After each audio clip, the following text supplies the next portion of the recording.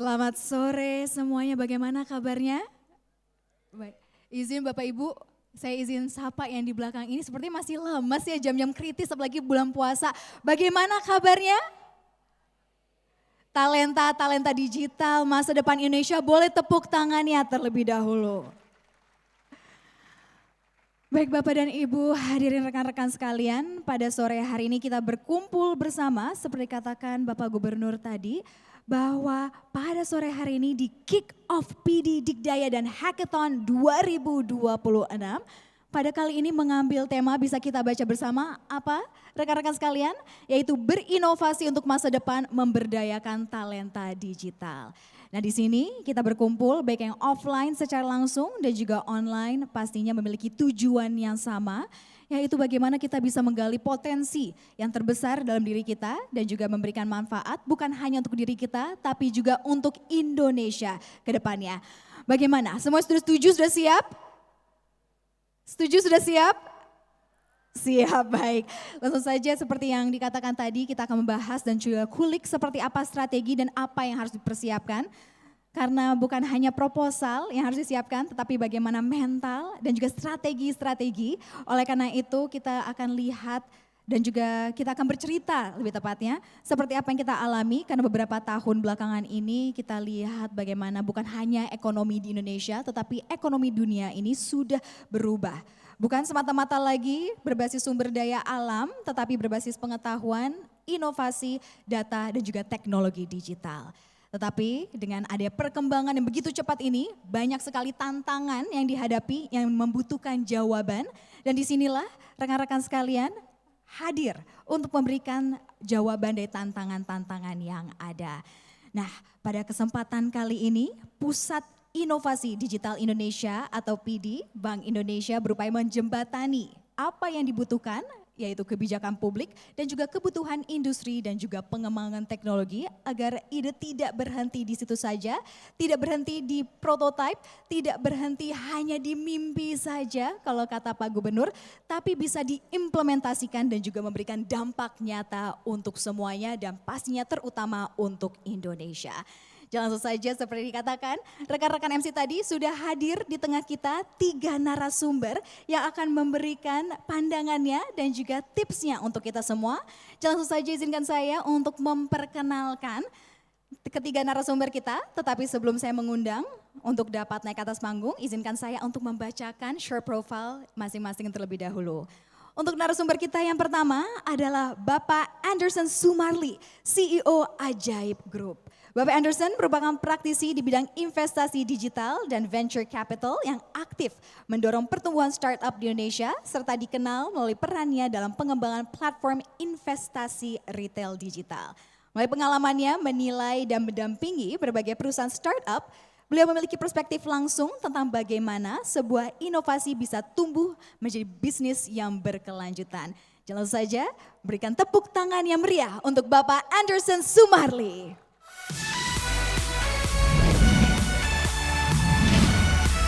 Selamat sore, selamat datang. Pak Anderson silakan, please take a seat. Dan berikutnya untuk narasumber kita yang kedua adalah Ibu Alamanda Shantika, CEO Binar Academy. Ibu Alamanda adalah pendiri Binar Academy dan sebelumnya berperan dalam pengembangan produk di Gojek pada fase awal pertumbuhan perusahaan.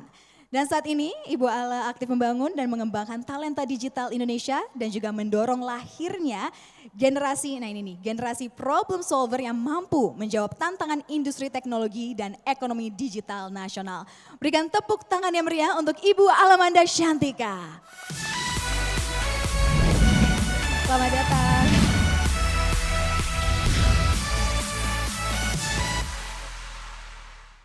Dan untuk narasumber kita yang ketiga, Bapak dan Ibu, rekan-rekan sekalian, adalah Bapak Toto Sugiri, CEO DCI Indonesia. Beliau adalah pendiri dan CEO DCI Indonesia, salah satu penyedia infrastruktur data center terbesar di negara ini. Dengan pengalaman panjang di bidang teknologi, informasi, dan infrastruktur digital, beliau berperan penting dalam membangun fondasi ekosistem digital nasional yang memungkinkan berkembangnya layanan cloud, fintech, dan juga berbagai inovasi teknologi di Indonesia. Langsung saja berikan tepuk tangan untuk Bapak Toto Sugiri. Kami persilakan, Bapak selamat datang.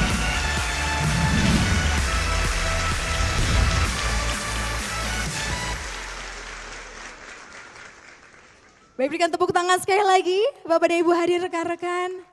Talenta-talenta digital muda Indonesia ini udah siap pada sore hari untuk talk show, tetapi bukan hanya hadir secara offline, ini Bapak dan Ibu, tetapi mereka yang juga hadir secara online. Dan karena ini ada kesempatan yang luar biasa ya, bisa mengulik nih the best minds in the industry. Jangan saja kami persilakan juga untuk semua yang hadir untuk bisa menyampaikan pertanyaan, tetapi nanti akan ada sesi khusus. Jadi bagi yang hadir secara offline atau maupun secara online, ini langsung saja nanti bisa mempersiapkan pertanyaannya untuk narasumber siapa, karena kita akan hadirkan sesi khusus. Dan bagi yang hadir secara online, kami persilakan juga untuk bisa langsung menulis di kolom chat yang ada di aplikasi Zoom masing-masing. Baik, langsung saja kita akan mulai berdiskusi. Sudah ada Pak Anderson, Pak Toto, Bu Ala. Jadi kita mau tanya nih, tadi kan sudah dibahas tentang adanya PD Dikdaya dan Hackathon 2026 yang pembukaan dimulai dan juga dibuka, siapapun bisa daftar untuk menjawab tantangan yang ada. Tapi dengan ada perlombaan pastinya ini ada juga kompetisi yang butuh strategi, butuhnya persiapan mental. Dan mungkin kita mau tanya sini ke Pak Anderson terlebih dahulu. Baik, sebagai CEO Ajaib, ini kan Ajaib ini masuk ke industri sekuritas yang terbilang sudah cukup, bahkan cukup aja ya, tapi sangat crowded nih Pak Anderson. Apa pertimbangan Pak Anderson saat itu untuk memilih dan juga oke, I think saya akan masuk nih ke market ini? Baik, pertama-tama terima kasih sudah mengundang saya ke sini. Ini sangat kebanggaan ya. Kita sebenarnya Ajaib itu masih perusahaan muda Bapak Ibu. Kita baru mulai tahun 2019, lalu kita meluncurkan produk pertama kita tahun 2020 yaitu di bidang sekuritas digital. Sebetulnya dari asal mula kami mendirikan Ajaib, kita tidak pernah melihat perusahaan kita sebagai perusahaan sekuritas ataupun jasa keuangan spesifik. Yang kami mimpi adalah Ajaib dapat menjadi brand finansial yang khusus pendekatan kepada anak muda Indonesia.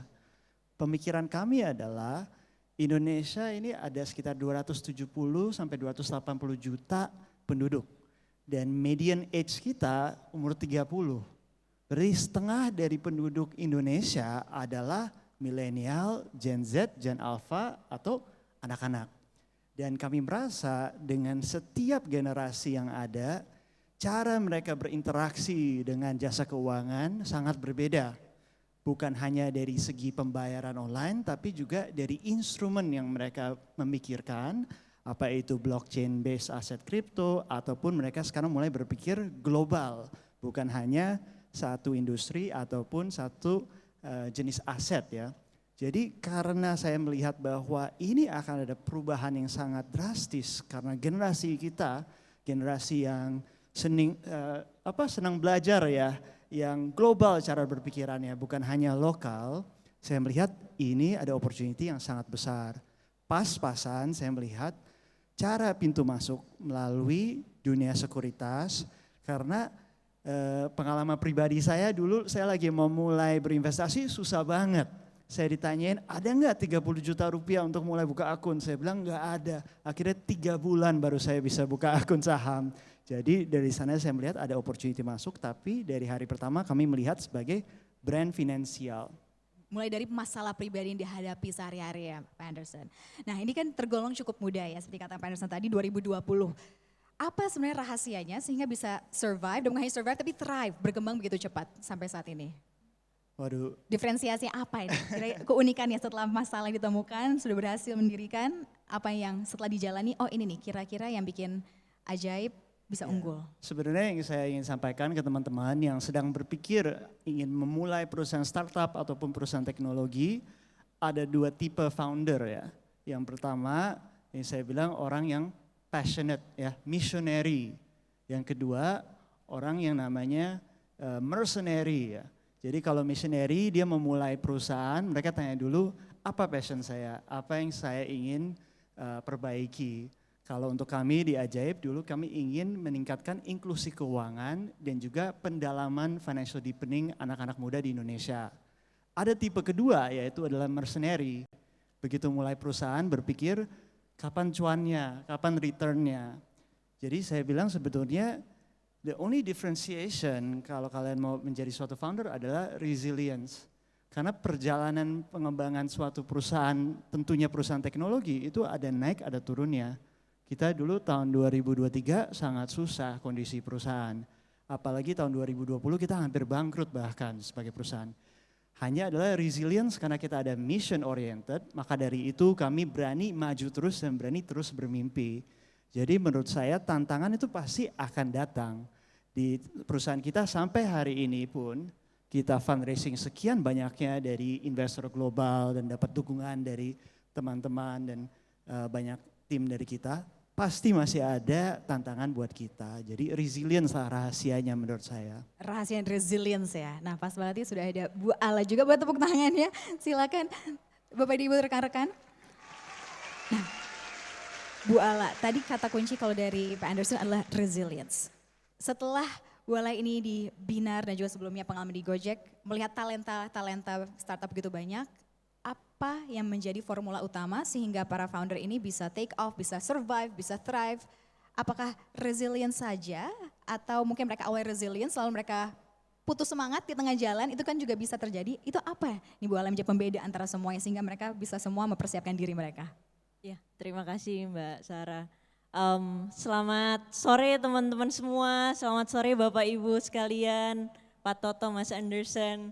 Mungkin saya cerita sedikit ya, jadi waktu saya bangun Binar, kita itu kan mimpinya adalah membangun talenta digital di Indonesia. Karena waktu saya membangun Gojek, waktu saya sebelum di Gojek itu saya kebetulan di payment company which is Kartuku namanya. Itu kesulitan saya sebagai waktu itu di Gojek VP Engineering Product adalah mencari talenta-talenta digital. Zaman itu 2014 saya kalau mau cari UI UX designer itu nggak ada yang apply karena orang even nggak tahu UI UX itu apa gitu ya. Jadi akhirnya saya memutuskan untuk keluar dari Gojek setelah 2 tahun membangun Gojek menjadi unicorn. Kemudian saya membangun Binar dan di awal saya membangun Binar itu kita melakukan research sebenarnya apa sih karakteristik yang dimiliki oleh talenta-talenta digital di Indonesia yang sudah sukses dan juga entrepreneur-entrepreneurnya gitu kan. Dan kebetulan waktu zaman saya jadi software engineer itu kalau mau cari software engineer yang bagus-bagus tuh dari tempatnya Pak Toto zaman dulu, itu dari Telkom Sigma. Jadi kebetulan beberapa engineer saya yang waktu membangun Gojek juga lulusan dari tempatnya Pak Toto gitu. Jadi terima kasih Pak Toto, benar-benar legend memang. Tepuk tangan dulu buat Pak Toto. Jadi beberapa orang yang kita research adalah beberapa dari lulusan perusahaannya Pak Toto dulu dan ada 3 hal yang kita temukan, itu 3 pilar ya yang kita jadikan karakteristik graduate profile di Binar. Yang pertama adalah ourself, yang kedua adalah our society, yang ketiga adalah our planet. Jadi satu orang ini harus punya keutuhan di 3 hal tersebut. Jadi bukan cuman mengenai oh dia peduli kepada orang lain, kepada social gitu ya, tapi ourself-nya dulu, dirinya dia sendiri dulu gitu. Yang kita gali adalah oh ternyata orang-orang ini mempunyai intrinsic motivation yang sangat besar. Kayak tadi Pak Anderson udah cerita bagaimana dia punya visi yang sangat strong banget gitu ya untuk society. Dan ada 6 sebenarnya di bagian ourself, mungkin saya cerita yang paling ujung adalah self-reflection. Ini juga yang selalu kita ajarkan di Binar gitu ya. Betul banget yang tadi Pak Anderson bilang, ketangguhan itu yang paling penting karena dan setelah tangguh harus bisa self-reflect. Karena yang namanya bikin produk, yang namanya bikin startup itu pasti kita akan menemukan jatuh bangun gitu ya. Sama kayak tadi Pak Peri kan menyampaikan mengenai kris ya, kita biasa ngomong kiris ya, mengenai kris gitu ya. Sebenarnya waktu saya bangun GoPay gitu ya, dengan QR-nya itu sebenarnya produk yang gagal yang kita bawa dari perusahaan kartuku. Jadi waktu saya di perusahaan kartuku saya udah bikin yang namanya mobile wallet. Tapi terus mobile wallet di kartuku itu gak pernah even launching. Waktu itu kita juga bikin loyalty program, cuman launch di satu perusahaan yang akhirnya waktu itu menjadi GoPoints di Gojek gitu ya. Jadi ada momen di mana kita bangun produk yang sama sebenarnya, tapi di satu tempat itu fail, di tempat yang lain ternyata sukses. Itu pembelajaran dan kita belajar untuk reflect gitu kan. Apa sih kenapa waktu itu kita gagal gitu. Oh, zaman waktu kita di kartuku itu kita ibaratnya bikin dompetnya dulu tapi nggak ada mallnya. Bapak Ibu bayangin, teman-teman semua bayangin waktu zaman ada dompet diciptakan, dompet fisik gitu ya. Itu pasti karena orang udah ada pasarnya, mereka belanja sehari-hari, mereka bawa uang, nggak ada tempatnya gitu kan. Nah jadi waktu di Gojek kita build di ekosistem dulu, kita build mallnya dulu ibaratnya, kemudian kita kasih dompet. Akhirnya GoPay itu bisa pick up karena ada mallnya dulu. Nah itu salah satu dari reflection yang tadi sebenarnya Mas Anderson juga udah bilang. Nah kalau kita ngomongin society itu yang paling penting adalah social awareness sebenarnya. Social awareness itu nggak bisa ditumbuhkan dari belakang laptop doang. Social awareness itu teman-teman benar-benar harus datang ke lapangan, teman-teman harus ngerasain sendiri gitu ya, jadi customer seperti apa, teman-teman benar-benar own the pain gitu, own the customer pain, baru teman-teman akan ngerti. Jadi kalau bikin perusahaan, bikin startup, bikin produk digital, jangan cuma ngide di belakang laptop, tapi teman-teman harus ngobrol langsung sama customer, bahkan teman-teman harus jadi customer itu sendiri gitu. Kayak saya kebetulan kan komisaris independen di Bluebird, kemarin tim saya baru present mengenai the AI plan gitu ya. Terus saya cuma nanya satu hal, kalian udah ngobrol belum sama pengemudi kita gimana mereka ngedapetin penumpang gitu kan, pengemudi yang punya order paling tinggi gitu. Karena kita itu mau mentransfer brainnya pengemudi kita ke AI kita, gimana pengemudi lain itu bisa mendapatkan order yang sama kayak pengemudi yang top gitu. Jawabannya belum, saya cuma bilang ya udah stop presentasi, besok ngobrol dulu Cari sama tahu pengemudi gitu. Jadi itu mungkin dari aku Mbak Sarah, thank you. Banyak terima kasih, berarti kita benar-benar harus cari tahu, bersosialisasi, bukan hanya masalah sendiri tapi masalah sekelilingnya.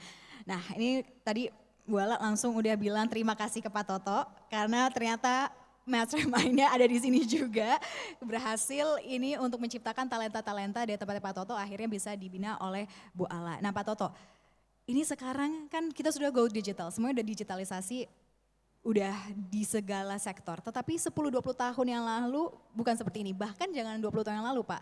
2019 aja dikatakan Pak Peri tadi, belum kita seperti ini sama sekali. Nah saat itu, saat Pak Toto berpikir atau mungkin memutuskan untuk cemplung atau membangun data center di Indonesia, itu apa yang menjadi penggeraknya? Karena kan saat itu mungkin marketnya atau mungkin mallnya belum ada kok katanya Bu Ala tadi. Betul, penggerak utamanya sebetulnya kembali seperti yang Ibu Malam dan Anderson katakan, itu mulai dari empati sebetulnya. Mungkin saya ceritakan sedikit. Tahun 2011 itu kalau kita ingat kembali, itu muncul satu jargon bahwa data is the next oil. Ya. Nah di situ kami mulai berpikir kalau data is the next oil, ibaratnya minyak mentah kita, ya kan. Lalu kita cari datanya penduduk Indonesia, negara kita, oilnya itu ada di mana. Ternyata sebagian besar tidak adalah di negara kita. Sebagian besar, 60 juta Facebook user, datanya, lalu e-commerce sudah mulai, ini semua ada di cloud dan cloudnya tidak ada di Indonesia. Lalu kita lihat berapa pentingnya kalau ini berat minyak, bahwa tempat penyimpanan dan pengolahan minyak itu sebaiknya ada di negara kita. Kendalanya apa? Gitu. Kendalanya listrik terbatas waktu itu, belum oversupply seperti sekarang. Lalu investasinya butuh besar. Lalu yang menggelitik saya sebagai engineer waktu itu, waktu kita mulai mencetuskan kedaulatan data Indonesia, waktu itu saya ingat tahun awal-awal yang ingin mencetuskan itu Pak Tifatul Sembiring, Menkominfo, tentang kedaulatan data, lalu mengenai data residensi. Tantangan yang diberikan oleh perusahaan-perusahaan luar negeri untuk meng-onshoring data center datanya ke Indonesia, terutama di bidang perbankan dan lembaga keuangan. Mereka mengatakan tidak ada data center di Indonesia yang punya kualitas baik. Jadi kami merasa tergelitik untuk menjawab tantangan itu dan juga melihat ini manfaatnya ke depan untuk negara kita bukan main. Karena seperti yang kita lihat sekarang, dari data sebagai bahan baku mentah, ya, muncullah informasi, muncullah dengan adanya AI itu adalah intelligence of the country. Bagaimana kalau datanya itu ada di luar dan kita harus minta izin dulu untuk negara lain untuk bisa mengelola data itu. Nah itu yang menjadi motivasi awal. Tantangan dihadapi pasti harus kita berani sebetulnya. Kalau urusan nekat, saya dari dulu paling terkenal nekat. Jadi kenekatan ya Pak ya. Jadi kami mengatakan oke, let's make kita bikin satu data center. Level tertinggi yang dianggap kualitas baik adalah tier 4 waktu itu. Di Asia Tenggara itu tidak ada satupun tier 4. Ya. Untuk membuktikan kualitas data center itu yang baik kita coba bangun oleh bangsa kita. Kita mencanangkan membuat data center tier 4 yang pertama di Asia Tenggara. Visi kita adalah kalau saya bisa membuat data center tier 4 kualitasnya dan menawarkan jasa itu di harga tier 3 ataupun lebih affordable into the market, itu adalah goal kita. Sehingga negara kita bisa mandiri dari sisi digital infrastruktur yang paling utama untuk di negara kita. Jadi kalau ditanya motifnya adalah itu. Tantangannya sih ya again, tarik nafas banyak. Bukan main, investasinya besar dan kami dari mulai investasi 2011, 2012 mulai membangun, 2013 pertama kali operasi, sampai 2016 laporan keuangan kita tuh merah gelap gitu. Kalau gitu apa nih Pak Toto rahasianya? Karena kan merah bahkan gelap terus habis itu butuh kenekatan. Tetapi apa yang mendorong atau mungkin meyakinkan mengambil keputusan di masa-masa yang ketidakpastian bahkan masih tergolong kalau kata Pak Toto tadi gelap tanda kutip ya Pak. Pasti tantangan luar biasa itu. Nah itu yang sebutnya resilience, bahwa karena cita-citanya itu bukan untuk jadi kaya tapi untuk memberikan manfaat yang besar buat negara kita. Kita punya endurance itu jauh lebih kuat. Itu yang akan men-trigger inovasi kita untuk bagaimana meletakkan inovasi kita di tempat yang benar supaya kita bisa sustain dan bisa memberikan manfaat sebesar mungkin sebetulnya. Jadi memang itu inovasi yang diletakkan, inovasi bagaimana kita secara efisien sehingga kita punya napas panjang, ya. Karena modal terbatas. By the way, kami di CI ataupun semua perusahaan yang saya bangun dari awal, baik Sigma perusahaan pertama, Indonet dan lain-lain, Balicam, kami tidak pernah menggunakan dana dari private equity. Kita tidak pernah menggunakan investor punya uang. Prinsip yang kami pegang, kita prioritaskan membangun satu perusahaan, satu entity yang akan beri manfaat besar.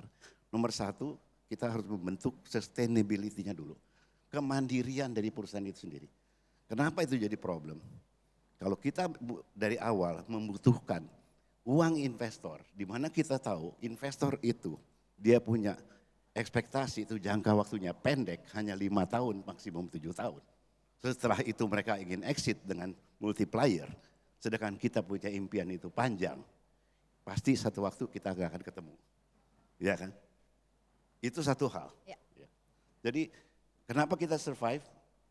Kita bisa berinovasi sehingga kita bisa dan kita baru berkembang. Di 2017 baru pertama kali perusahaan ini menghasilkan profit. Dan sejak itu profit maupun volumenya itu tiap tahun double. Ya. Untung kita tidak mati sebelum 2017. Dan untung hadir sampai saat ini. Baru tepuk tangannya untuk Pak Toto.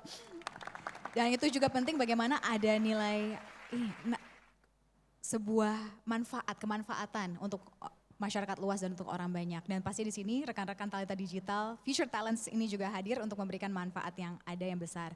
Nah sekarang kita bahas tentang tantangan. Tadi Pak Toto bilang tantangannya udah tarik nafas sama Bang DCI. Sekarang kita mau tanya Pak Anderson, kalau dari Pak Anderson waktu itu gimana ini tantangan-tantangan saat membangun Ajaib bahkan sampai sekarang yang dihadapi itu seperti apa? Tarik nafas dulu boleh juga. Jadi sebenarnya teman-teman saya bukan lahir dari keluarga konglomerat apapun, saya pun juga lagi ngebangun Ajaib. Sebenarnya latar belakang bukan dari pasar modal sama sekali. Saya latar belakangnya dari dunia teknologi dan saya berharap bahwa teknologi mendapatkan peran baik dalam industri jasa keuangan. Jadi tantangan pertama adalah lagi saya ingin mulai bagaimana OJK bisa percaya saya dengan izin pertama kami. Jadi dulu lagi kami coba mulai tahun 2019, bukan di sini di lapangan Banteng kantor OJK. Saya minta Bapak Ibu bisa tolong dapat izin pertama kami enggak. Kami mau bergerak di industri investasi secara digital. Pertanyaan mereka pertama, siapa kamu, pengalamannya apa, CV-nya berapa. Dan pas tahun 2019 lagi saya dirikan Ajaib, saya masih berumur 25. Saya masih 25. Akhirnya setiap hari sampai 1 bulan saya ingat, saya datengin ke kantor OJK, terkadang tidak ada undangan dari OJK, saya duduk di, ada beberapa yang ingat mungkin ya, di sofa di luar, saya tungguin pegawai OJK ke WC. Begitu mereka ke WC, saya bilang, Bapak Ibu, saya perkenalkan diri, saya Anderson, kita ada aplikasi, udah sampai sini, udah sampai mana ya? Akhirnya 1 bulan saya lakukan itu, di hari terakhir, salah satu orang OJK bilang, Anderson, saya tuh gak kenal kamu siapa, saya juga gak tahu kamu ngapain, cuman dia bilang seperti ini, sepertinya kamu akan membawa angin segar ke dalam industri. Dan dari sana saya mendapatkan kepercayaan pertama kalinya. Dan kami sangat beruntung, dari sana kami bisa berkembang dan kami dapat kepercayaan dari jutaan pengguna lainnya. Jadi sebetulnya tantangan tuh pasti ada dan saya juga rasa semua orang yang ingin memulai apa itu pun dari 0 ke 1 itu sangat sulit. Mau buka restoran, mau bisnis apa, pokoknya 0 ke 1 itu paling sulit. Jadi kita harus pastikan what we're doing is worth it. Jangan bermimpi kecil, kita harus bermimpi besar karena lakukan hal kecil dari 0 ke 1 itu sama sulitnya dengan coba melakukan sesuatu yang sangat sulit. Bahkan sebetulnya kalau ambisi dan mimpi di awal ya kalian semakin besar, justru terkadang semakin mudah perjalanannya. Kenapa? Karena ambition is infectious. Kalau kalian bermimpi, banyak orang juga ingin membantu dan ikut juga dalam mission yang kalian sedang ingin garap. Nah, maka dari itu saya selalu percaya bahwa missionary sebagai seorang founder itu jauh lebih penting daripada mercenary. Oke, bagaimana? Mungkin di sini ada perwakilan OJK, ditungguin 1 bulan lamanya. Akhirnya berhasil, itu dia contoh ketangguhan lagi-lagi ya. Nah, boleh berikan tepuk tangan sekali lagi. Dan pada kesempatan kali tadi disebutkan oleh Pak Anderson bahwa dirimu nunggu 1 bulan lamanya. Dan hari ini banyak hadir di tengah kita juga para tamu VIP. Terima kasih Bapak dan Ibu atas kesempatannya. Izinkan kami untuk bisa menyapa yang telah dan masih hadir juga. Ini ada yang terhormat Ibu Anggota Dewan Gubernur BI, Ibu Filianingsi Hendarta.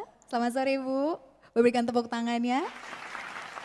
Dan pastinya Kepala Departemen Kebijakan Sistem Pembayaran Bapak Diki Kartikoyono. Selamat sore Pak Diki. Sebenarnya sudah ini ya, gak apa-apa. Ada Ketua Asosiasi Sistem Pembayaran Indonesia, Bapak Santo Solim. Selamat sore Pak. Lalu ada juga hadir pimpinan Asosiasi Fintech Indonesia diwakili oleh Ketua Dewan Etik Aftek. Boleh berikan tepuk tangannya juga. Selamat datang Bapak, selamat sore. Dan Ketua Asosiasi Pasar Uang dan Pasar Valuta Asing Indonesia, Apuvindo. Dan Ketua Umum Yayasan Pengembangan Perbankan Indonesia dan Direktur Utama Lembaga Pengembangan Perbankan Indonesia. Dan juga pastinya yang telah hadir juga para pimpinan Kementerian Lembaga, Industri Sistem Pembayaran, serta Teknologi Finansial, perwakilan Sivitas Akademika, narasumber dan pastinya rekan-rekan sekalian sekali lagi. Wah, selamat datang juga Bapak nih, dia nih, ada perwakilan Bapak. Selamat datang Pak Hasan, beri tepuk tangan sekali lagi untuk semua yang telah hadir sore hari ini. Baik, kita lanjutin lagi. Tadi kan kita bahas nih ketangguhan seorang Pak Anderson. Nah Bu Ala, selain tadi ada ketangguhan dan juga pastinya ada kenekatan dan juga bagaimana kita harus bisa lihai membaca potensi yang ada. Ini banyak sekali pasti talenta-talenta yang mau mempersiapkan diri. Tapi selain yang ada mindset itu, ada yang tidak bisa terlupakan, yaitu adalah skill. Nah paling penting itu yang mana sih sebenarnya, skill atau mindset terlebih dahulu? Karena kan mungkin mindset oke, bisa nih memulai diri sendiri, tapi kan skill belum tentu dalam 1-2 hari bisa ditangkap. Iya betul. Nah kalau saya ngelihatnya memang, again waktu dulu saya banyak kerja bareng sama software engineer-nya Pak Toto gitu ya. Mereka itu punya keunikan di mana memang mereka skill teknikalnya sangat bagus banget. Kalau di Indonesia zaman itu nggak ada yang ngalahin karena bahasa pemrograman Java saat itu tuh orangnya langka banget gitu dan Pak Toto punya. Tapi yang membedakan lagi adalah sebenarnya mindsetnya mereka gitu. Dimana mereka itu bukan sebagai engineer, sebagai talenta digital, mereka itu begitu dikasih satu task, begitu kita bilang kita mau build feature ini, mereka nggak langsung oh ya udah saya kerjain, tapi mereka bertanya gitu, bertanya kayak fitur ini akan membantu customer di bagian apa, kemudian juga kenapa kita harus build feature ini untuk perusahaan ini akan naikin angka yang mana gitu. Jadi itu adalah mindset entrepreneur gitu kan ya, dan jadi sebenarnya kalau saya sebagai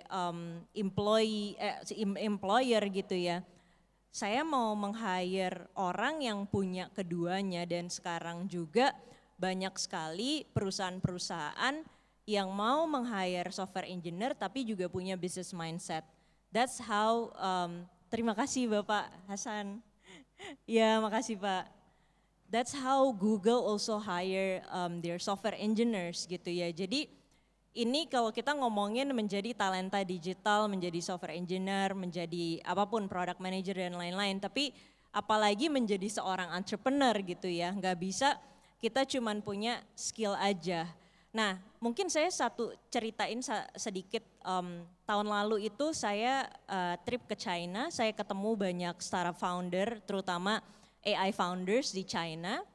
Dan kenapa saya ke sana? Karena saya curious banget gitu kayak wah di China nih AI-nya cepet banget gitu. Bahkan pas saya sampai sana karena internet mereka kan beda ya sama kita, kayak ngeakses internet di China tuh nggak bisa diakses di Indonesia. Jadi pas saya sampai sana saya makin amazed lagi gitu, kayak ternyata perkembangannya di luar dari yang kita tahu mungkin di Indonesia.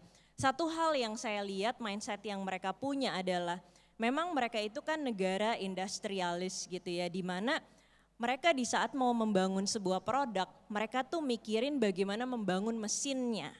Jadi bukan cuman bagaimana saya mengeluarkan output seperti ini, tapi mereka berpikir bagaimana saya membuat proses sehingga proses ini bisa di-automate untuk menciptakan produk yang bagus, yang bisa di-scale gitu. Nah itu satu hal yang sangat berbeda di sana. Kayak kemarin juga ada berita mengenai China ngebikin stasiun kereta kalau nggak salah ya, cuman dalam hitungan jam gitu kan. Nah karena mereka benar-benar berpikir proses dan membuat mesin gitu. Nah ini mungkin satu hal juga yang kita perlu pelajari dari mereka, karena sekarang beberapa AI engineer saya, terutama lead AI engineer saya itu di China gitu ya, dan kita working very closely every day gitu. Awal-awal kita kerja sama mereka itu, mereka waktu itu bantuin kita bikin kurikulum untuk salah satu sekolah gitu kan. Terus saya bilang, oke kita harus kirim kurikulum nih hari Jumat, itu hari Rabu jam 6 sore di Beijing. Terus mereka bilang, oh ya besok pagi udah selesai gitu kan. Kurikulum yang tebel banget gitu, yang ratusan halaman, mereka bilang besok pagi udah selesai gitu. Terus saya bilang kayak, ini beneran gitu ya, udah kita tes aja nih gitu. Ternyata bener, besok pagi mereka udah kirim gitu. Jadi ternyata di sana it's not just about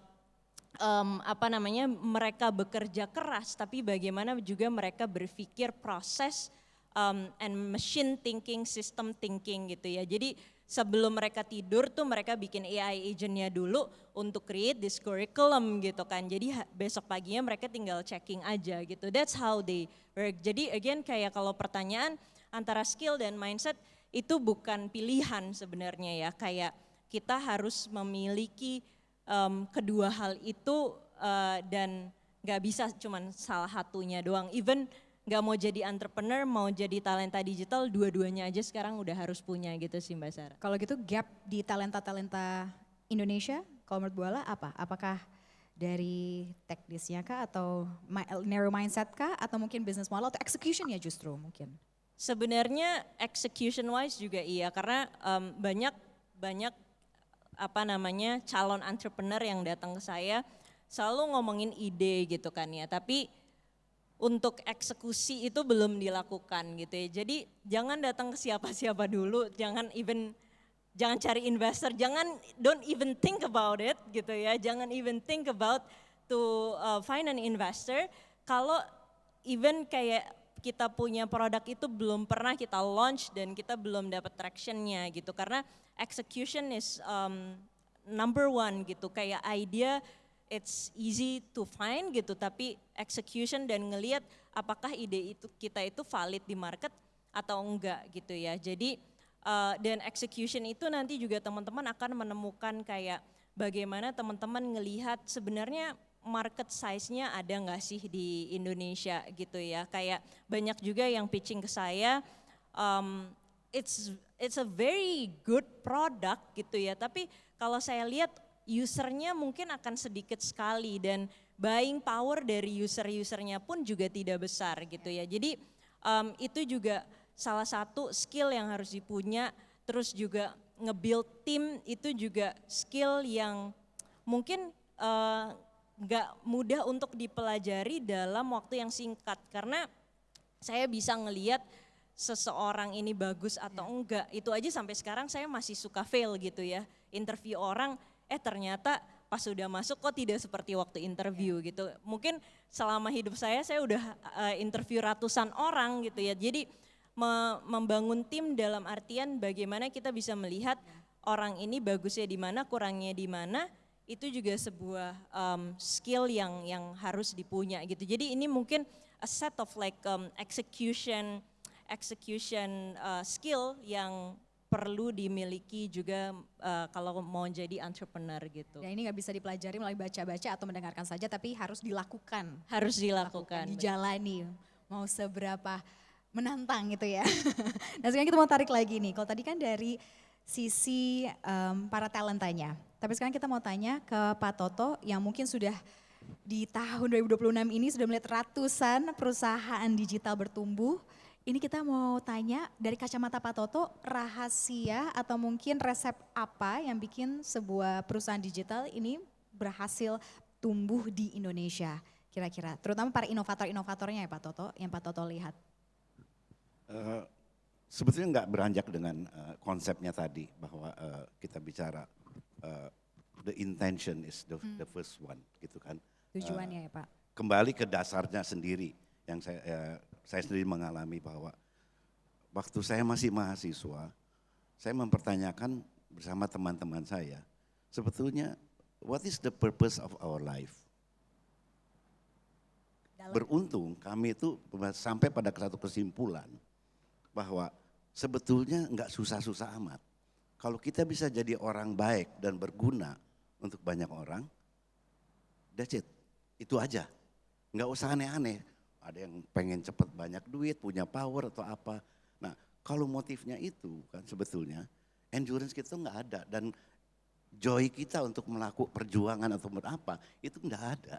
Ya enggak? Kalau motifnya mencari uang cepat, sebentar juga nyerah Mbak.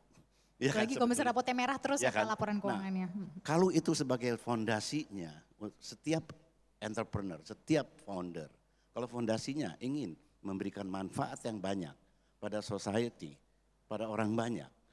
Yang namanya uang itu pasti datang karena manfaat itu akan digunakan oleh banyak orang.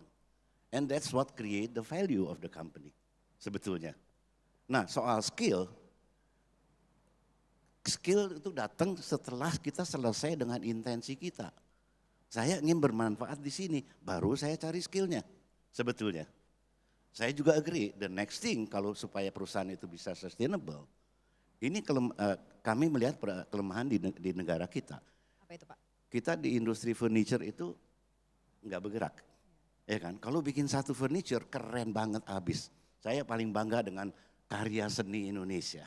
Tapi begitu kita di challenge untuk bisa memproduce ribuan, ratusan ribu per bulan, we fail completely. Kenapa? Karena orang tidak memperhatikan yang namanya proses. Tidak punya mindset, industrial mindset bahwa saya harus bisa memberikan consistent quality and volume. Nggak bisa dengan konsep kerajinan tangan terus gitu. Nah ini yang kami terapkan juga Mbak. Ini saya bisa sharing di DCI. Di awal-awal kami sudah mengatakan saya ingin perusahaan ini menjadi contoh di negara kita. Bahwa productivity per head count-nya itu yang tertinggi. Kami punya target, revenue per head count di DCI harus bisa mencapai 5 juta dolar per tahun. Saat ini kami baru mencapai 1,5 juta dolar per tahun. Jumlah karyawan kami 180, bukan kami anti padat karya. Tapi kami juga akan mencoba bahwa di negara ini kita mesti create high value job. Untuk itu perusahaan harus berani invest di proses and automation. Kami melakukan itu sehingga kami mampu sekarang untuk mengoperasikan kapasitas data center mungkin sampai dengan 500 megawatt. Sekarang kami 9 gedung data center. Itu dengan jumlah karyawan yang cuma sekitar di bawah 200 orang. Itu including saya. Dan yang paling membanggakan buat kita, untuk menjaga satu gedung data center, yang 9 lantai dan isinya itu ribuan rack server. Hanya 2 orang selama 24 jam. Dan kedua orang itu lulusan SMK yang kami train untuk bisa menggunakan tools yang kami invest, yang namanya IoT and AI engine di belakang untuk meng-assist operationnya itu. Dan ini adalah yang memberikan kelebihan perusahaan ini sehingga kami bisa memberikan kualitas yang konsisten, service level yang baik. Jadi track record yang kami banggakan sejak pertama kali DCI beroperasi sampai hari ini tidak pernah kedip sekalipun. Sedangkan tier 4 data center mengizinkan boleh mati sampai dengan 5 menit dalam setahun. Nah ini semua bisa kita lakukan dengan anak-anak bangsa sendiri. Anak-anak bangsa sendiri luar biasa. Boleh tepuk tangan sekali lagi untuk narasumber kita. Nah, Pak Toto, tadi kan dengan karyawan dibilang sangat sedikit ya Pak, untuk bisnis begitu besar. Dan bahkan yang untuk menjaga hanya 2 orang saja, it shows berarti ini sistemnya sangat efisien dan sangat bisa diaplikasikan juga. Rahasianya di mana Pak Toto? Untuk bisa melihat talenta yang tepat diposisikan di tempat yang tepat, membangun tim yang kuat, yang solid. Dari mindset awal saya selalu menginterview dan merekrut entrepreneur baru. Gini, saya dari awal itu mendirikan Sigma tahun 89. Salah satu misi yang saya pegang adalah saya ingin memberi contoh untuk entrepreneur di Indonesia yang lain. Bahwa bangsa kita tuh enggak bodoh-bodoh amat. Bangsa kita harus mampu membuat software, itu tahun 89. Dan saya berjanji waktu itu dengan founder yang lain bahwa tidak ada yang boleh minta anaknya masing-masing untuk meneruskan proses. Tidak boleh. Kami sepakat semua. Misinya perusahaan ini adalah untuk membentuk entrepreneur, menularkan jiwa entrepreneur di Indonesia. Jadi kami merekrut entrepreneur baru itu dari karyawan kami. Jadi the second largest shareholder partner di DCI, Ibu Marina, itu dulu karyawan saya. Dari mulai lulus sekolah. Ya, dan kami mendirikan perusahaan cukup banyak dengan karyawan sebagai foundernya. Mental yang diambil adalah jiwa melayani dulu. Harus bisa memberikan layanan, manfaat keluar. Soal modal itu nomor 2. Berilah kesempatan pada mereka entrepreneur yang baru untuk bisa membuktikan manfaat mereka. Kalau kesempatan diberikan, baru mereka perlu modal sedikit. Itu yang kami lakukan. Kami membentuk perusahaan lebih dari 50 perusahaan yang dimiliki oleh bekas karyawan. Dan modalnya rata-rata itu minim sekali. Ada yang cuma 200 juta rupiah, sekarang punya revenue di atas 500 miliar. Net profit margin sekitar 15%. Ada yang cuma di bidang keuangan misalnya software as services untuk core banking dan mobile banking. Modalnya cuma 8 miliar rupiah, tidak pernah ada pinjaman bank sampai hari ini dan juga tidak menarik uang investor.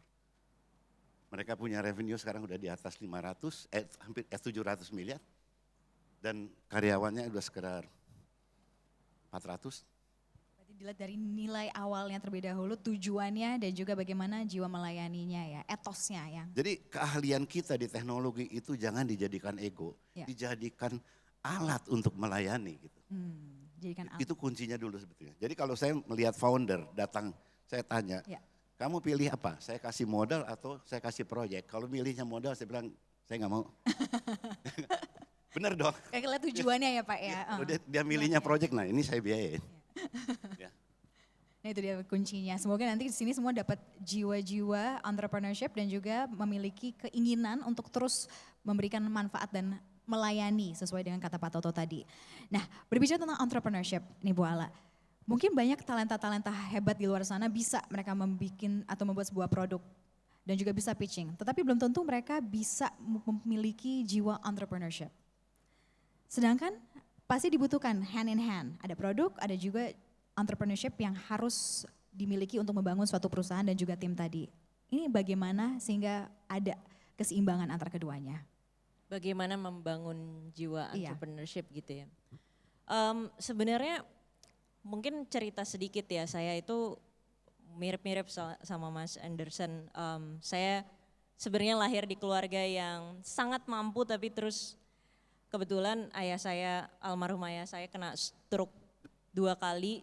Beliau dulu banker, kebetulan yang saya juga dulu gubernur BI, tapi terus keluarga saya akhirnya benar-benar restart banget. Jadi waktu saya mau kuliah itu saya hampir nggak bisa kuliah. Jadi mau nggak mau saya harus cari uang sendiri gitu kan. Dan itu umur 17 tahun gitu. Dan di situ justru yang mengajarkan saya banget punya entrepreneurial mindset gitu ya. Karena mau nggak mau harus survive hidupnya gitu. Jadi saya cari cara dari waktu itu saya ngajar. Karena dari dulu saya suka banget matematik, saya suka banget coding dari umur 12 tahun. Akhirnya saya ngajar ke rumah-rumah untuk sekedar dapat uang jajan gitu kan. Kemudian saya waktu awal-awal itu juga karena saya suka coding akhirnya saya juga suka fashion, jadi akhirnya saya bikinlah satu komunitas fashion waktu itu zamannya di Kaskus lah. Mungkin teman-teman di sini belum zamannya ya.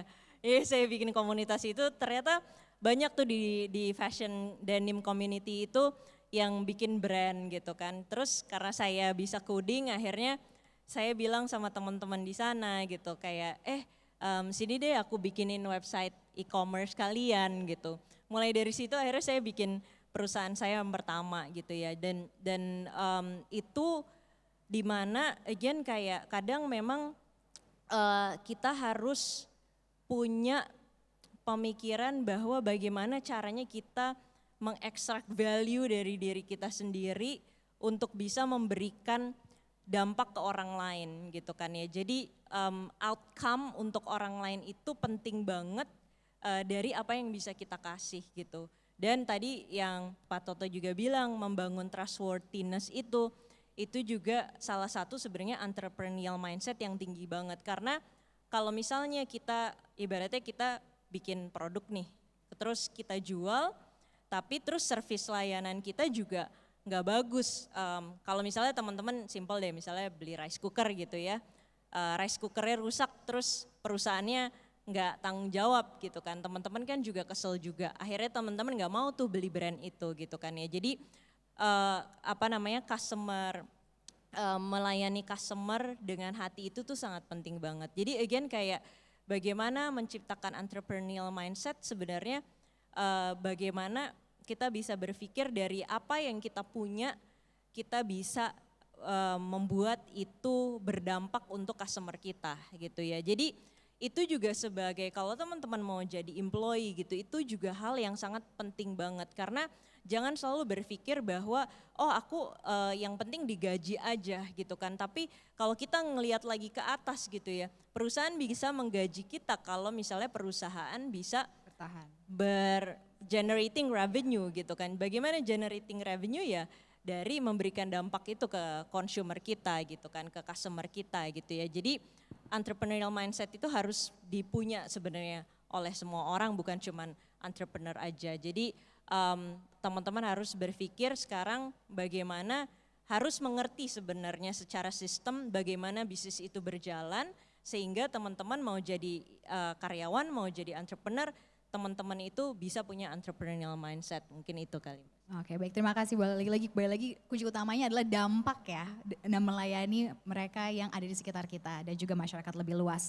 Nah sekarang Pak Toto, berbicara tentang dampak. Di sini kan hadir talenta-talenta digital muda Indonesia yang pastinya mungkin sudah siap ini untuk memberikan dampak dan juga layanan yang terbaik melalui hackathon di tahun ini. Tetapi lihat 5-10 tahun ke depan Pak Toto, bagaimana Bapak melihat kebutuhan infrastruktur di Indonesia terutama dan apa implikasinya bagi teman-teman talenta-talenta digital Indonesia yang hadir hari ini secara langsung maupun yang ada secara nasional? Kalau dari sisi infrastruktur, rasanya kita we are halfway on the way. Data center, infrastruktur untuk digital ekonomi itu hanya 2. Yang satu adalah data center, satu lagi adalah jaringan yang punya kualitas, both harus punya kualitas baik dan harga yang affordable. Sehingga itu akan menghidupkan ekosistem digitalnya. Lalu di atas itu infrastruktur yang lain yang namanya cloud computing dan lain-lain. Di sini kita masih punya PR, kita harus bisa mengembangkan kemampuan lokal. Sehingga kita tidak tergantung dari the big cloud provider. Seberapa crucial sih Pak Toto mungkin untuk memberikan gambaran mungkin hadir secara langsung offline ini dan online ini mungkin mereka talenta-talenta muda yang masih bingung nih arah kemana, seberapa penting infrastruktur digital untuk mereka? Dari sisi infrastruktur, trennya kalau di dalam 5 tahun terakhir atau 10 tahun terakhir namanya cloud migration. Saya melihat ke depan dan 5 tahun ke depan itu trennya akan lari ke hybrid minimum dan ke private. Kenapa? Dengan adanya AI, ya enggak, sovereign AI ataupun big corporation ataupun ini, itu akan mulai concern kalau knowledge dan intelligence mereka itu tersebar di mana-mana. Kedua, secara cost, ini dialami oleh juga startup e-commerce yang di tahap-tahap awal, dari lahir mereka pakai cloud, begitu mereka mulai besar, mulai kerasa bahwa ini sangat tidak cost efisien. Ya. Sehingga apalagi untuk pemerintah, untuk negara kita, apakah kita tidak mulai berpikir sekarang kita harus menggunakan local competence ya untuk kita punya independence. Jangan kita bolak-balik kalau saya lihat di tender dan lain-lain ngelihatnya ke Gartner Quadrant terus gitu. Coba lihat opsi yang namanya open source dan lain-lain sehingga kita bisa mandiri. Lalu kedua, untuk founder-founder, itu salah satu di bidang infrastruktur, bangunlah kompetensi untuk hybrid dan private cloud, memanage server, GPU maupun capacity yang mapan dan aman, itu akan dibutuhkan ke depan. Jadi itu untuk gambaran dan juga ini tips ya dari Pak Toto. Baik, terima kasih Pak Toto, terima kasih boleh, terima kasih Pak Anderson, boleh berikan tepuk tangannya sekali lagi. Karena sepertinya kita sudah masuk ke sesi tanya jawab, waktunya ini masih ada kurang lebih 10 menit. Sudah ada yang tunjuk tangan ini tengah, oke ada 1, 2, 3 boleh rekan-rekan panitia disiapkan mikrofonnya silahkan untuk diserahkan, boleh. Ini ya tetap tangannya diangkat dan untuk teman-teman yang online kami juga persilakan untuk ketik di kolom chat. Tuliskan nama, instansi dan juga pertanyaan apa dan narasumber siapa yang hendak ditujukan pertanyaannya. Baik Pak Anderson, Pak Toto, Buala, ini ya bersiap ya pertanyaannya. Ini sudah berdiri, silakan memperkenalkan diri. Oke, boleh sebutkan nama dan dari mana dan pertanyaannya apa? Baik, terima kasih atas kesempatannya. Perkenalkan saya Aditya Dewanto dari Institut Pertanian Bogor. Boleh tepuk tangannya. Silakan Mas pertanyaannya. Nah, baik, mungkin terima kasih dari Pak Toto, Pak Anderson, dan juga Ibu tadi telah menyampaikan terkait dengan materinya. Nah, mungkin saya izin bertanya juga terkait dengan tahap realisasi. Mungkin tadi sudah dikatakan terkait dengan bahwasannya di Indonesia sudah banyak sekali terkait dengan ide dan banyak sekali orang yang ingin membantu terkait dengan ide kita. Nah, mungkin yang izin saya tanyakan adalah bagaimana sih tahap pertama untuk merealisasikan inovasi atau mimpi yang kita miliki. Dan pertanyaan saya yang kedua adalah bagaimana cara kita agar tetap resilience untuk dapat mencapai mimpi yang kita idam-idamkan sebelumnya. Dan juga agar produk atau inovasi yang kita miliki ini tetap pada milestone yang kita rencanakan sebelumnya, agar tetap selalu berada di pasar saat ini dan melakukan penetrasi pasar seperti itu. Mungkin sekian dari saya, terima kasih. Baik, terima kasih Bapak berikan tepuk tangan untuk pertanyaannya. Dan silakan kita akan tampung dulu, mungkin pertanyaannya dua dulu yang online. Oke, boleh perkenalkan diri.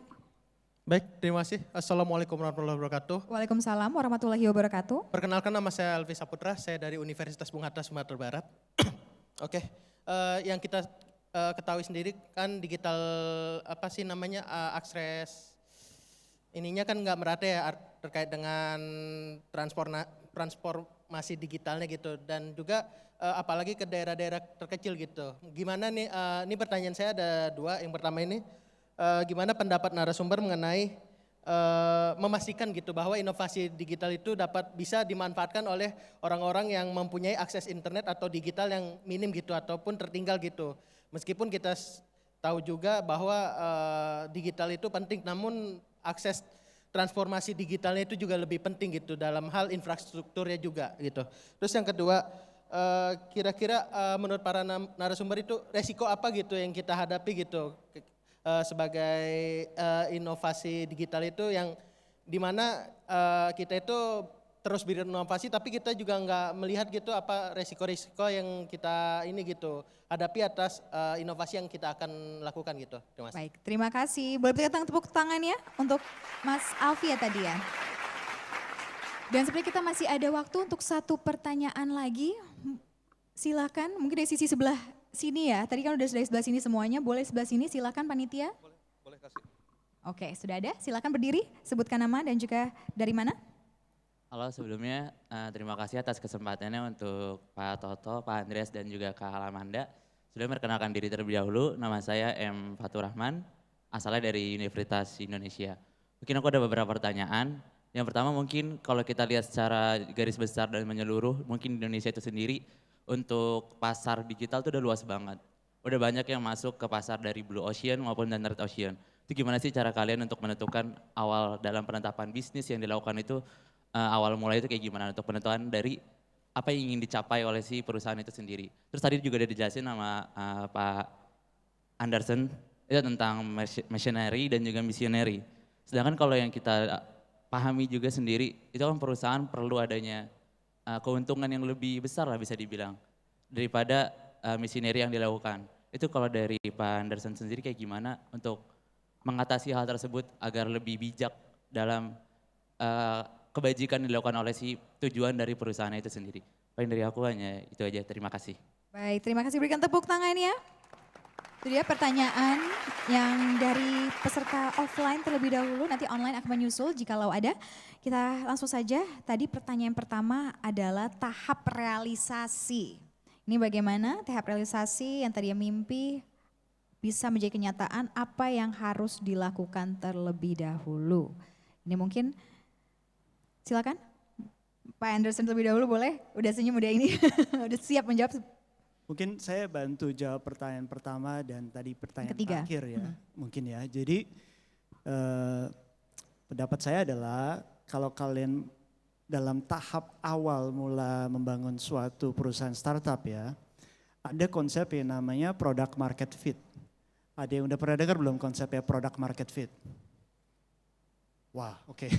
Oke, ada beberapa, oke. Yang 7 tangan. Jadi product market fit itu arti katanya adalah kami harus membangun suatu produk atau jasa yang memberikan manfaat kepada sebagian dari market yang ada. Jadi kalian nggak usah ada manfaat untuk semua orang, nggak usah sampai jutaan orang, cuman ada ribuan orang lah yang kira-kira merasa dapat manfaat sangat luar biasa dari produk atau jasa kalian.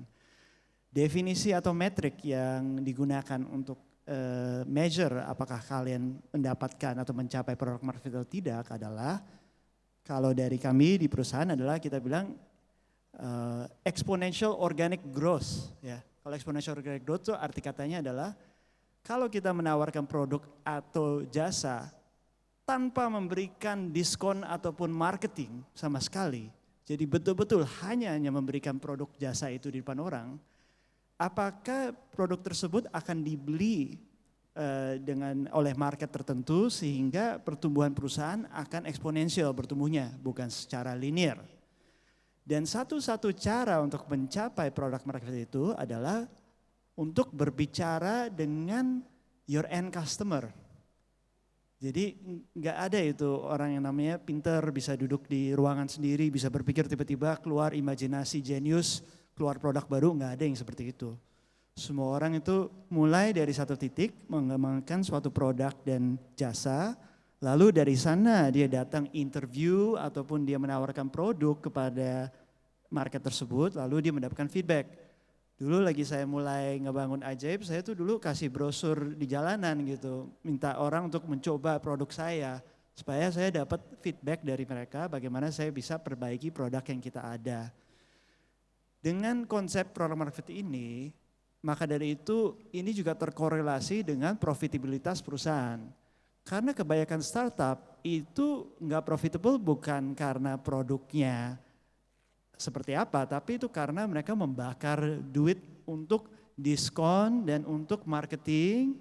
Begitu marketingnya sama diskonnya diberhentikan, tiba-tiba marketnya tidak ada gitu. Jadi saya bilang sih untuk entrepreneur awal, khususnya di industri digital, harus sangat fokus dengan manfaat yang kita berikan dari produk dan jasa awal kita. Oke, semoga menjawab. Yang penting fokus sama tujuan dan juga nilai yang bisa diberikan dari produk kita. Selanjutnya tadi pertanyaannya adalah cara tetap tangguh untuk produk dan juga sehingga produk ataupun usaha yang dijalankan tetap dan juga bisa kena di milestone di waktu yang tepat.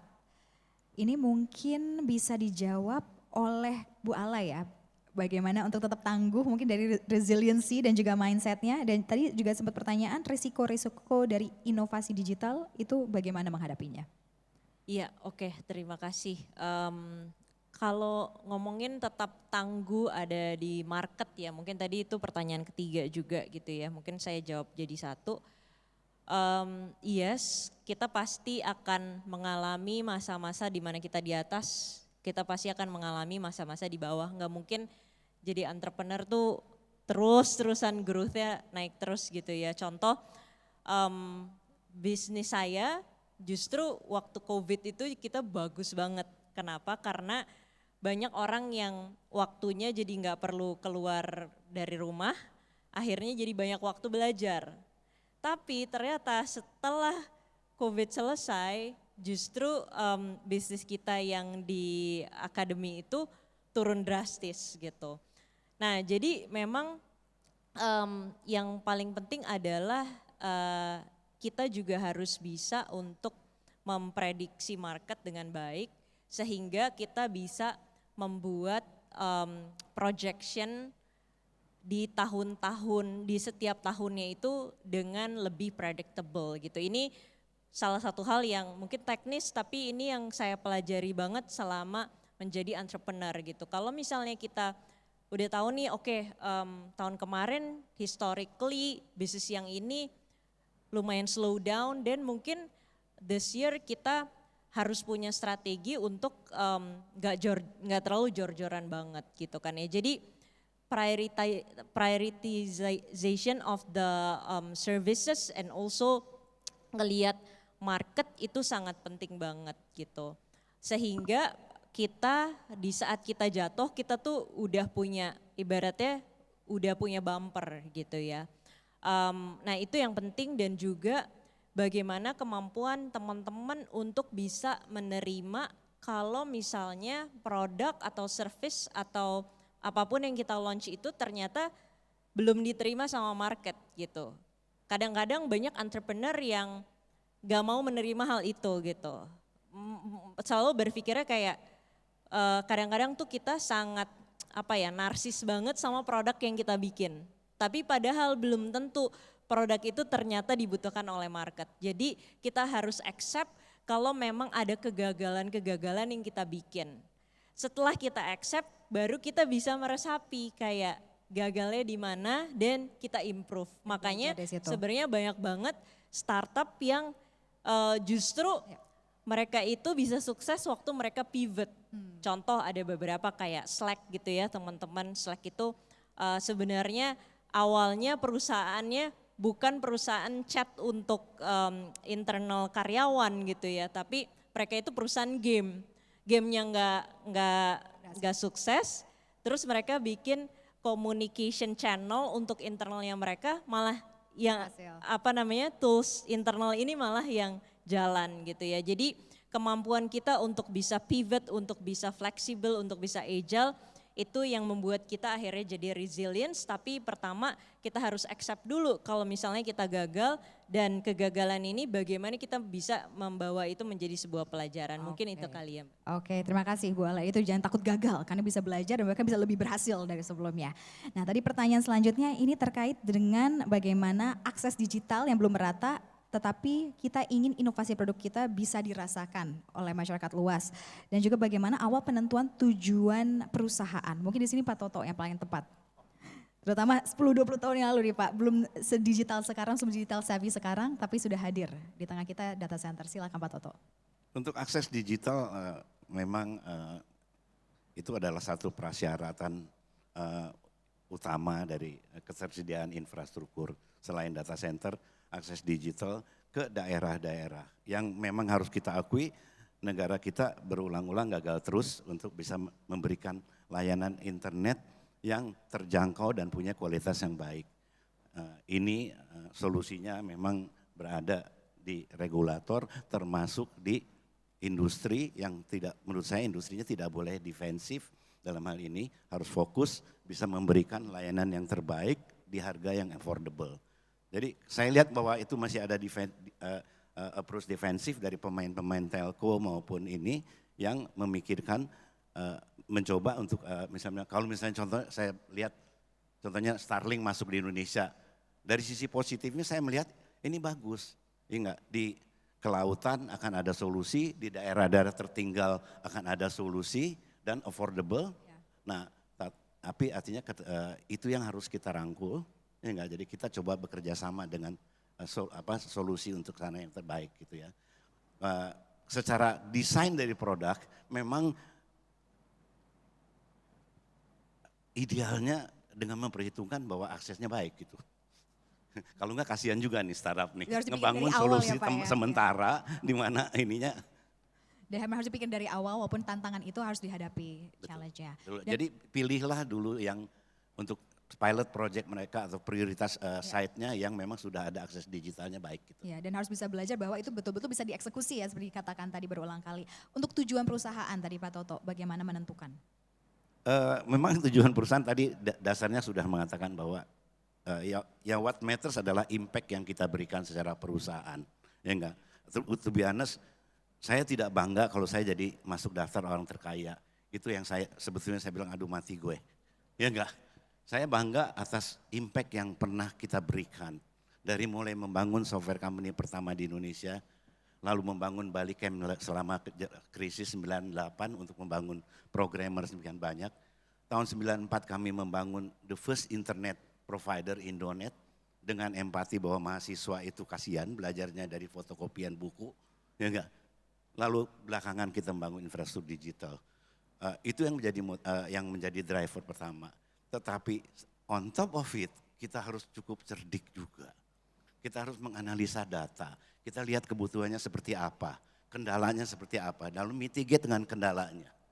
Nah itu dibutuhkan tahap 1 itu dibutuhkan ketajaman dalam melakukan planning maupun eksekusi. Yang ketiga nanti adalah untuk bisa scaling up. Ya enggak, kita harus bisa lihat juga investasi apa yang menjadi rule of thumb untuk semua startup founder. Number 1, tolong perhatikan dari awal desain dari cash flow kalian. Ya enggak, sebelum ngomong profitability, cash flow-nya dulu lihat. Ya, itu yang akan bisa memberi kehidupan yang lebih panjang untuk kalian. Nah itu dia, terima kasih Pak Toto untuk jawabannya dan semoga semua pertanyaan tadi terjawab oleh para narasumber kita. Dan karena waktunya sudah habis, tidak bisa kami menerima pertanyaan lagi secara langsung, tetapi semoga setelah sesi ini ada kesempatan silahkan bertanya langsung ke narasumber kita jika memang ada waktu. Baik, untuk menutup sesi ini, karena kita pada kesempatan kali ini lagi-lagi di PD Dikdaya dan Hackathon 2026 akan ada founder-founder dan juga calon founder Indonesia, talent-talent muda hari ini yang mungkin sudah siap dengan ide-ide mereka. Apa yang mereka harus fokuskan nih dari masing-masing narasumber, saya boleh minta ya closing statement untuk wrap up dan juga pesan-pesan sebelum mereka bertarung bersama ini.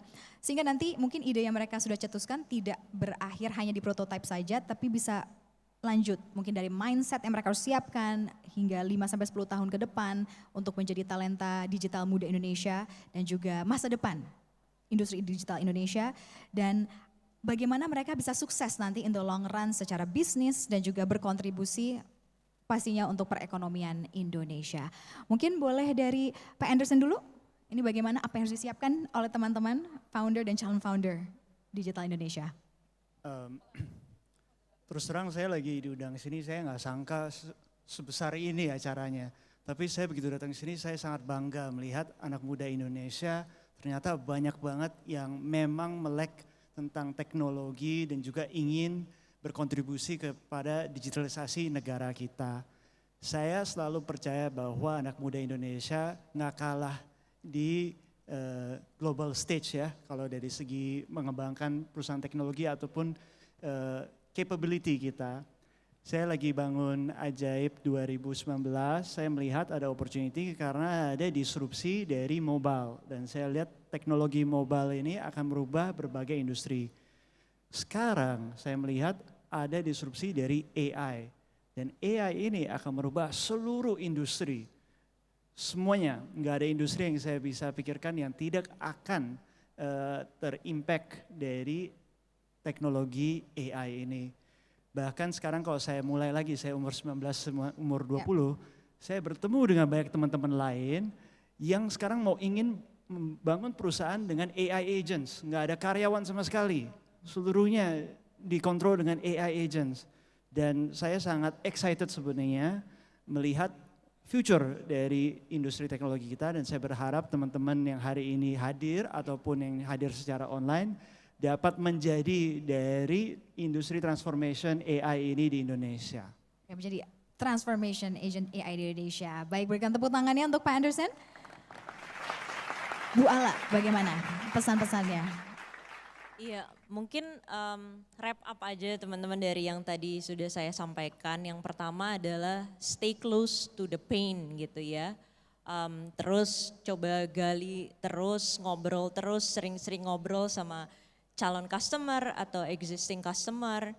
Yang kedua adalah speed is the new currency. Kenapa? Karena sekarang teman-teman kita mau bangun satu mobile app aja cuman dalam waktu 1 hari kita prompting. Kemarin saya bikin satu sistem, saya udah lama banget nggak coding, itu saya bikin satu sistem dalam waktu 2 hari selesai gitu kan ya. Jadi sekarang yang namanya speed itu tuh udah beyond dari zaman dulu gitu ya karena AI ini gitu. Sekarang semua orang bisa nge-build website, nge-build teknologi gitu. Jadi speed to the market, speed untuk kita bisa pivot, itu yang paling penting gitu. Nah yang ketiga adalah speak outcome, not technology. Kadang-kadang orang teknologi tuh karena kita pinter banget, ngerti banget teknologi, kita tuh ngomonginnya ini teknologinya kayak gini. Customer nggak bakalan ngerti, yang customer tahu, dulu saya cara ngerjain gini,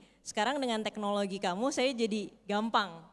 Outcome-nya apa gitu ya. Nah yang terakhir adalah service juga over technology. Karena at the end of the day Again kayak sekarang ngebikin teknologi itu udah cepet banget, siapapun bisa bikin teknologinya. Tapi bagaimana kita servicing the customer with our heart is sekarang itu adalah currency yang paling penting gitu teman-teman. Dan terakhir adalah distribution, sekarang is the new product gitu. Bagaimana kita bisa mendistribute, kita punya teknologi atau whatever it is, itu paling penting juga. Bagaimana kita bisa tap market secepatnya, ngedistribute apa yang kita bikin secepatnya, itu yang paling penting juga. Oke. Itu aja mungkin dari saya. Baik, terima kasih Bu Ala, berikan tepuk tangan ya untuk Bu Ala. Dan last but not least, definitely not least, Pak Toto, bagaimana kalau dari Pak Toto? Kalau dari saya mungkin saran saya untuk Repa ke depan bahwa look, teknologi is just the tool. Ya, kita tahu teknologi itu akan bergerak dengan cepat, berubah dengan cepat. Ya enggak? Jadi life cycle-nya dari teknologi itu pendek-pendek. Ya enggak? How do we add value ke sana gitu. Jangan bangga jadi orang teknologi. Bagaimana saya mempelajari teknologi? Saya pelajari nomor satu, teknologi ini manfaatnya apa? Untuk di negara kita, untuk di society kita. Pelajari dulu manfaatnya. Sudah itu kita tahu. Gunakanlah teknologi itu untuk mendeliver manfaatnya ke society kita. Apakah ini untuk financial inclusion, apakah ini untuk di area lain, di manufacturing dan lain-lain. Sama dengan melihat AI. Saya dulu juga programmer Ibu Manda. Zaman saya programming, saya masih pakai basic dan tidak ada database. Terbayang nggak gitu? Sekarang untuk bisa coding sudah ada AI. So we as a human, we have to sit on top of that AI. And use that AI to generate the added value yang sebanyak mungkin. Itu pesan saya, kalau saya lihat jangan kita punya ambisi yang salah. Dari dulu juga, di zaman saya juga saya nggak punya mimpi bikin operating system sendiri atau programming language sendiri gitu. It's wrong. You try to build a similar thing like ChatGPT in Indonesia, our infrastructure, our ecosystem cannot afford that. Ya. Yang menjadi prioritas kita, layanilah negara kita, layanilah bangsa kita, menggunakan keahlian, kalian menggunakan teknologinya. Jadi build solution on top of the technology. Oke dia. Boleh berikan tepuk tangan ya untuk Pak Toto. Build solution on top of the technology. Dan sekali lagi terima kasih Bapak Anderson Sumarli, Ibu Alamanda Shantika dan Bapak Toto Sugiri. Sekali lagi kami ucapkan terima kasih juga untuk seluruh hadirin yang hadir. Berikan tepuk tangannya untuk seluruh peserta. Dan itu teknologi is just a tool, hanya sebagai alat, tetapi kembali lagi bagaimana rekan-rekan sekalian bisa tetap tangguh, tetap yang utama adalah mendengarkan dan juga befriend the pain dikatakan tadi, dan melihat kebutuhan yang betul-betul dibutuhkan dan memberikan pelayanan manfaat terbesar terutama untuk Indonesia. Baik, terima kasih kami ucapkan sekali untuk narasumber dan dengan ini kami tutup talk show. Saya Sarah Wayne pamit, wassalamualaikum warahmatullahi wabarakatuh.